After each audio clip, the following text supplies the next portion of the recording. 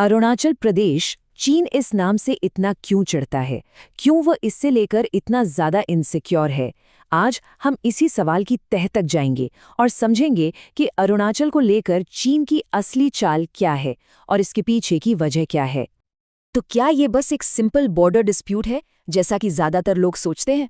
नहीं, मामला इससे कहीं ज्यादा गहरा और पेचीदा है। जो हमें ऊपर से दिखता है वो पूरी कहानी बिल्कुल नहीं है। तो फिर असली जवाब कहाँ है?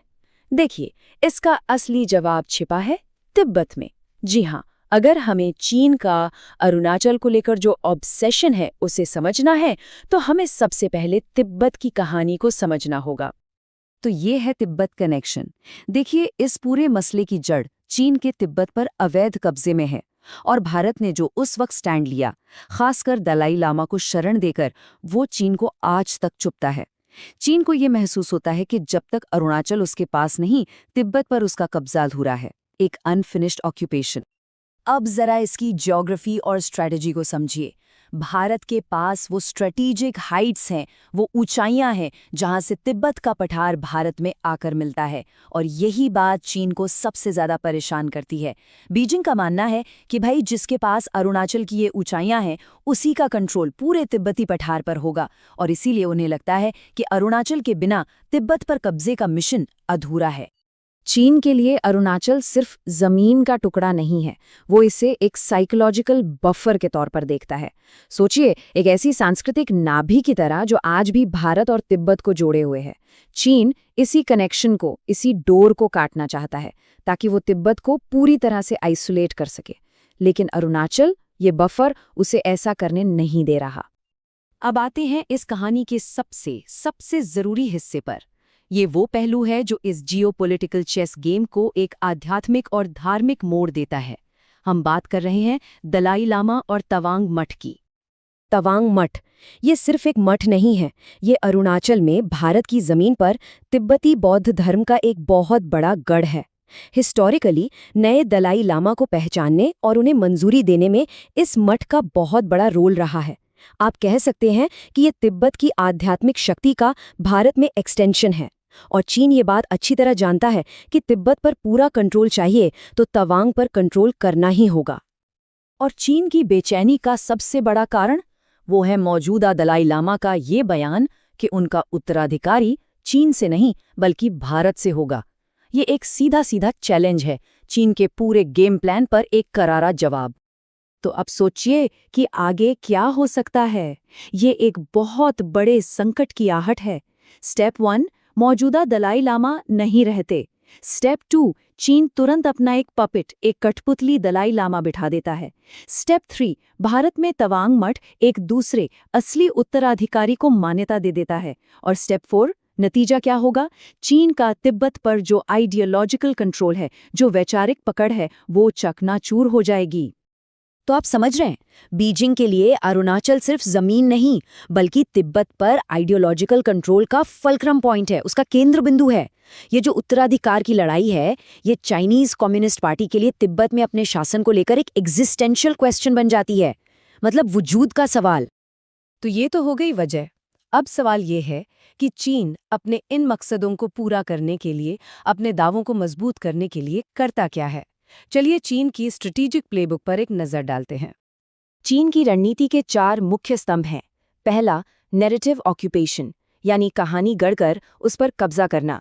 दूसरा, हाइड्रोलॉजिकल प्रेशर, यानी पानी के जरिए दबाव बनाना। तीसरा, मिलिट्री पॉस्चरिंग, यानी सैन्य धौंस जमाना। और चौथा, डोमेस्टिक प्रोपेगेंडा, यानी अपने ही देश में एक खास तरह का प्रचार करना। चलिए एक एक करके इन सब को समझते हैं। पहली और सबसे चालाक टैक्टिक है नैरेटिव ऑक्यूपेशन। चीन ने दशकों से एक झूठा इतिहास गढ़ा है। वो क्या कहते हैं कि तिब्बत किंग डायनेस्टी के अंडर था और तवांग तिब्बत के अंडर था, तो इस हिसाब से तवांग चीन का हुआ। लेकिन सच क्या है? सच ये है कि किंग डायनेस्टी के समय तिब्बत एक आज़ाद इलाका था। उनका रिश्ता मालिक और गुलाम का नहीं बल्कि गुरु शिष्य का था। दूसरी टैक्टिक, पानी का दबाव। चीन ब्रह्मपुत्र जैसी नदियों पर, जिसे वो त्सैंगपो कहते हैं, बड़े बड़े डैम बना रहा है। मकसद साफ है, पानी के बहाव पर कंट्रोल करना। लेकिन यहाँ भी भारत के पास एक बड़ा एडवांटेज है। नदी भारत में अरुणाचल से ही एंटर करती है और ये स्ट्रेटेजिक पोजीशन चीन के प्लान में एक बहुत बड़ी रुकावट है। तीसरी टैक्टिक है मिलिट्री प्रेशर। चीन अरुणाचल को एक स्ट्रेटेजिक वेज की तरह देखता है, एक ऐसी फाज जो वो भारत के खिलाफ इस्तेमाल कर सके। उसका सीधा सीधा मकसद है भारत को वहां कोई भी मिलिट्री इंफ्रास्ट्रक्चर जैसे सड़कें या पुल बनाने से रोकना, ताकि पीएलए यानी उनकी सेना का दबदबा हमेशा बना रहे। और ये दबाव कैसे बनाया जाता है हम सब देखते हैं। भारत का कोई भी बड़ा नेता अरुणाचल जाए तो चीन प्रोटेस्ट करने लगता है। अरुणाचल के लोगों को स्टेपल्ड वीज़ा देना, बार बार बचकाने दावे करके भारत को डिफेंसिव पर रखना, ये सब उसी स्ट्रैटेजी का हिस्सा है ताकि ये मुद्दा हमेशा सुलगता रहे। और चौथी और आखिरी टैक्टिक है डोमेस्टिक प्रोपेगेंडा। चीन अरुणाचल के इस नैरेटिव का इस्तेमाल अपने ही लोगों को ये समझाने के लिए करता है कि सेना पर इतना पैसा खर्च करना क्यों जरूरी है। मजे की बात देखिए, ये मेंटालिटी आपको सिर्फ चीन में नहीं दिखेगी। चीन का नैरेटिव क्या है? अरुणाचल तिब्बत के अनफिनिश्ड नेशनल यूनिफिकेशन का हिस्सा है। अब जरा पाकिस्तान का नैरेटिव याद कीजिए, कश्मीर पार्टीशन का अनफिनिश्ड बिजनेस है। दोनों ही देश ऐसे दावों का इस्तेमाल अपनी सेना के दबदबे और उसके भारी भरकम बजट को जस्टिफाई करने के लिए करते हैं। तो अब हम पूरी तस्वीर को एक साथ जोड़ते हैं। यहाँ असली दांव पर क्या लगा है?